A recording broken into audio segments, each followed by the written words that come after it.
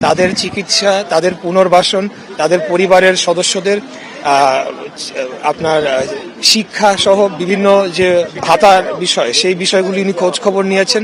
জুলাই ফাউন্ডেশনের অতীতের যে কার্যক্রম রয়েছে, আপনারা জানেন যে সেখানে একটা বড় অঙ্কের একটা ফান্ড সরকারের তরফ থেকে দেওয়া হয়েছিল, তো সেগুলা ঠিক মতো অ্যাপ্রোপ্রিয়েটলি ইউজ করা হয়েছে কিনা এই বিষয়গুলো জানতে চেয়েছেন।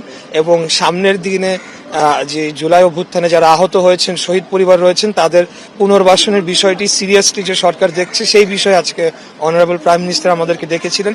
তো আমরাও ওনার দিক নির্দেশনা নিয়েছি এবং এখানে কিছু বঞ্চিত পরিবাররা রয়েছে যাদেরকে বিগত সময় বিএনপি দলীয় পরিচয় দেখে তাদেরকে বিভিন্ন যে পুনর্বাসনের যে সহায়তা সেগুলো প্রদান করা হয় নাই সঠিকভাবে। তো সেগুলো আমরা দেখছি, খতিয়ে দেখছি। আমাদের কাছে কোনো রাজনৈতিক দলীয় পরিচয় বিবেচনাধীন হবে না।